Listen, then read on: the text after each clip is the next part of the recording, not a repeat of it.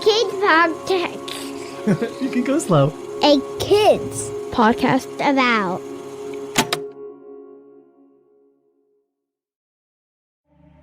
Are you between the ages of 10 and 15? There's something brand new from a kids company about that I can't wait to share. Introducing A Kids Class About, a streaming platform designed for you. Focused on careers, life skills, and big ideas to spark your future. Visit akidscode.com for more information.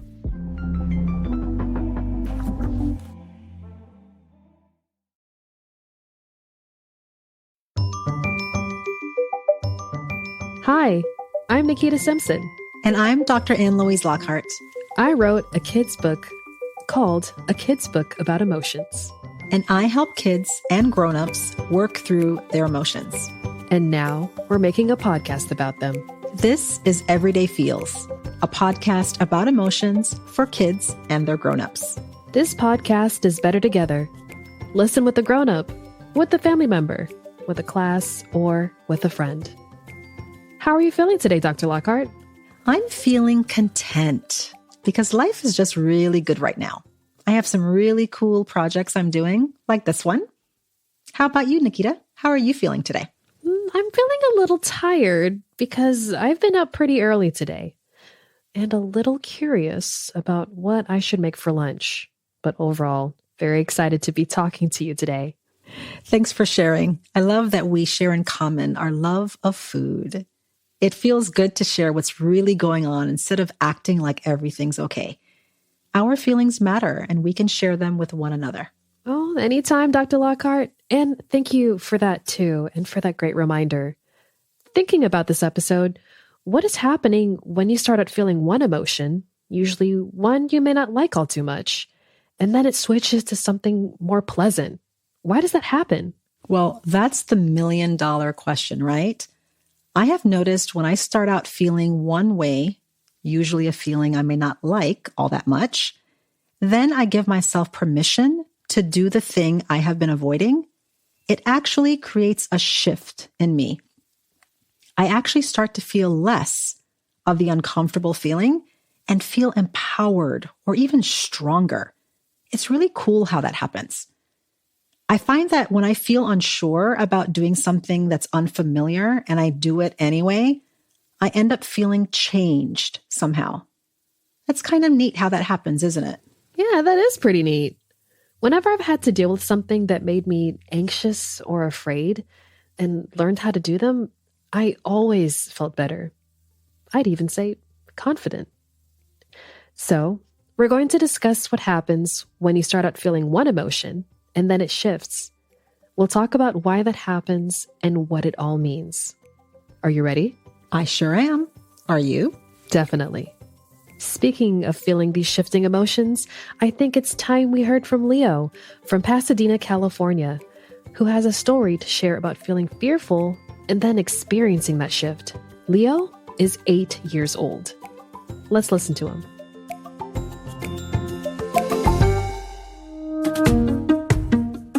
Hi, my name is Leo, and I am 8 years old, and I live in Pasadena, California. So who I live with is my mom, and it's just me and my mom. So there's this one time where I was kind of scared, and it was my first roller coaster ride. For some reason, I thought it would be fun, but then I was really, really scared. I don't know why, but then I went into the other rides, and they were more fun, and then I got more confident to get into the other rides that I was scared of. I also felt like I was gonna fall off of the roller coaster thing and throw up. Here's the thing. So I'm not afraid of planes, but I'm afraid of heights when it's going fast and up and down. The emotions that I was feeling were sad, scared, frustrated, kinda. Because I really wanted to go on the ride, but I was I can't go on this ride. And then I took the ride again after I took those other rides, and it went well. And I felt better. Yeah, I went on the other rides, and then I went back to this ride, and I felt more confident, and it worked. And I felt happy again and confident, and I wanted to go on other rides now.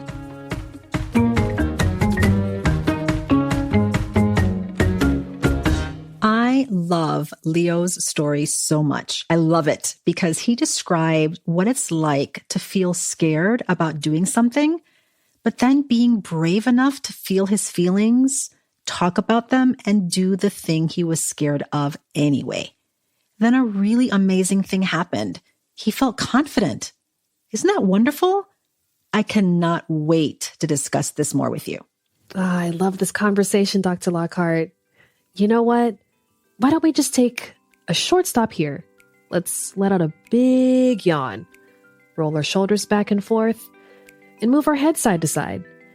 And when we come back, we'll talk about feeling one undesirable emotion, and then when and why it shifted for the better. We'll even give you listeners, yes, you listeners, a chance to share that memory and listen as others around you share their memories too. We'll continue after the short break.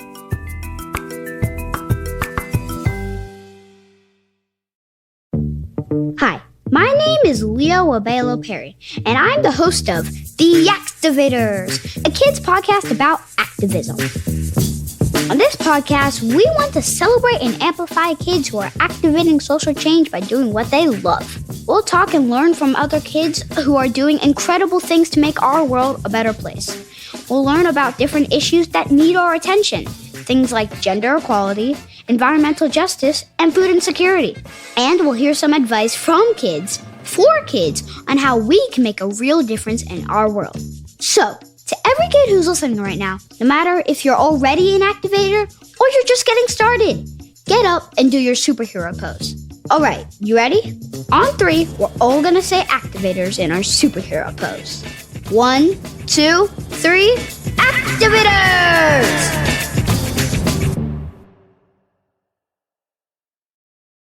Here at A Kids Company About, we make podcasts, but also books, classes, and even more for kids and families just like yours. We've got a couple new and upcoming books in our Little Book About Board book series, embracing toddlerhood's most essential topics. Here's one of our authors sharing a sneak peek. Hey, my name's Alicia, and I'm the author and illustrator of A Little Book About Grit, a new book in the series about what it means to never give up and how that superpower supercharges your growth. Learn more about A Little Book About Grit by visiting akidsco.com.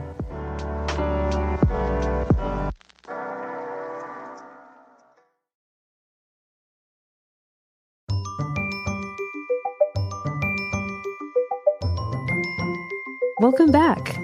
We just listened to Leo, who told us about how he felt fearful about getting on a roller coaster, but then felt confident about his decision to do it anyway. That was such an inspiring story. Thank you for sharing, Leo. Doing things when things are hard gives us a set of skills we can download once we do the hard things. It doesn't always feel good or even comfortable, but growing is complicated. As you're growing, it will feel uncomfortable at times. And as a kid, you're still learning about feelings, and your brain is learning about what to do when you feel them. Your brain is trying to decide whether to face the hard thing or run away. I'm so glad you brought that up, Dr. Lockhart. I struggled a lot with responsibilities when I was a kid. They just felt so hard to do. And sometimes it's still difficult as a grown-up. But when it gets hard to do something, I tell myself, we can do hard things. Those words really help give me the courage to keep going. Speaking of words, what are other names used to describe the feeling of fear to confidence? That's a great question, Nikita. Now, there are definitely words we can use to describe the emotion of going from feeling fear to feeling confident. These, as we've talked about before, are called synonyms. Words such as empowered, accomplished, proud, hopeful, inspired, enthusiastic, determined, resilient, grit, and optimistic. I have a lot of words for this one. This one really inspires me, like a lot. They mean different things, but they all describe different ways of feeling good about something you've done, especially when it started out being so hard. Now, why do you think it's important to feel uncomfortable until confidence hits? Well, because life isn't always easy. It can actually be really tough. And taking the easy path all the time doesn't build strength or grit. Facing tough things actually develops perseverance. That means you can learn to keep going even when everything around you tells you to give up or to quit. When you push through even when things are tough, you create a memory in your brain that future you can use when tough things pop up again. I'm so glad you brought that up, Dr. Lockhart. Thank you for sharing that. It's okay to know that life can be hard, but we can always find tools to push through and help us come out better on the other side. And feeling unsure sometimes is okay too. Not giving up takes a lot of bravery. I remember when I was at summer camp as a kid, I felt really scared because I was so far away from my mom for a whole month. I'd never gone that long from her. It was hard to learn how to come out of my shell. But when I started saying yes to trying a lot of things I was afraid of, I grew so much as a person. And I still use that memory to remember how to be confident in myself. Yes, that sounds so familiar. I remember when I was a kid and I felt so shy and different. And then I became involved and took on leadership and acting roles in my church's youth group. It actually shifted something within me. I felt more confident and different somehow. I did the hard thing and it changed me for the better. I'm so glad that trying something hard worked out well. I'm sure it might have been scary, but you came out on the other side of things even better. You know what I think we should do? We should definitely give everyone listening the opportunity to share a memory with whomever they're listening with. Maybe that's a teacher or a friend, a cousin or a sibling, a parent or a grown-up you trust. And if you're listening by yourself, you can say the memory out loud or just think it to yourself. That is a great idea. And what I would suggest is to take your time. Hold on to feeling safe.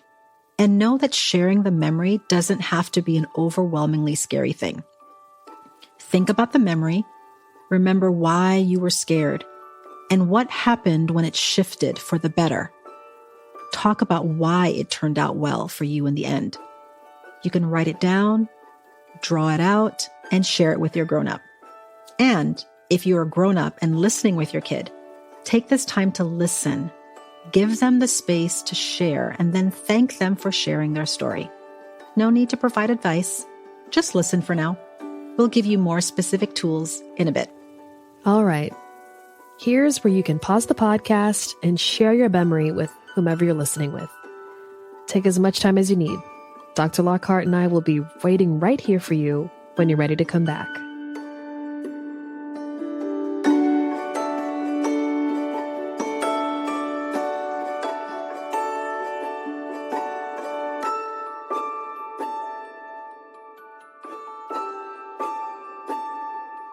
Welcome back. We hope you had the opportunity to maybe share by yourself or with your grown-up about a time you felt fearful, but then it shifted and you gained confidence. Dr. Lockhart, before we wrap up, are there any tools for fearful feelings and doing hard things that you think would be helpful for our listeners and even the grown-ups? Absolutely, Nikita. I have one reminder and two really helpful tips. Always remember your feelings are not your enemy. Your feelings give you messages about other people and the world around you. So just embrace those feelings, even the icky ones. I know it's hard, but this is an important part of the process. All right. First, when you feel fear, think about your strengths and say it out loud. Tell yourself what you're good at and what you can do. Like say it out loud. Like a superhero with your hands on your waist, like a Superman pose. Say it loud, I can do hard things. Second thing, write down your goals. What have you been avoiding that you can start doing to face your fears? Write down how you would like for it to end, too. What would that look like? And who do you want to be there to support you? Write that down, too.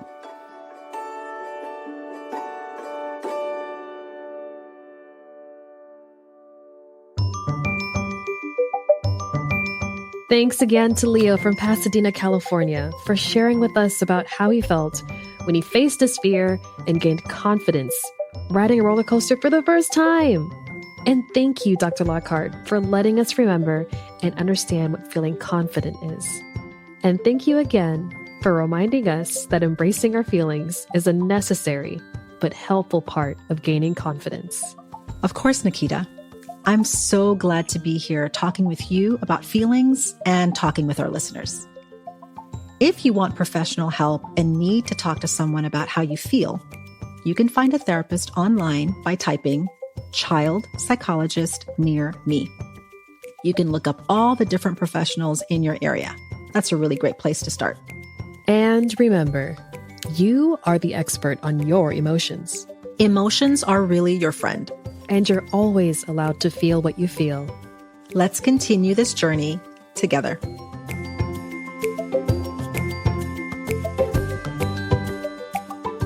Thanks for joining us today. You can find out more about Dr. Lockhart and her practice online at anewdaysa.com and on Instagram at dr.annlouise.lockhart. You can find my book, A Kid's Book About Emotions, and other kids' books about important topics at akidsco.com. Everyday Feels is written by Nikita Simpson and Dr. Ann Louise Lockhart. Our show is edited and produced by Ari Maffei with help from Matthew Winner. Sound design is by Chad Michael Snavely and the team at Sound On Studios. Our executive producer is Jelani Memory. And this show was brought to you by A Kids Podcast About. If there's an emotion you want to share for us to explore, send us a note at listen@akidspodcastabout.com. And check out other podcasts made for kids just like you by visiting akidsco.com. Until next time. Bye for now.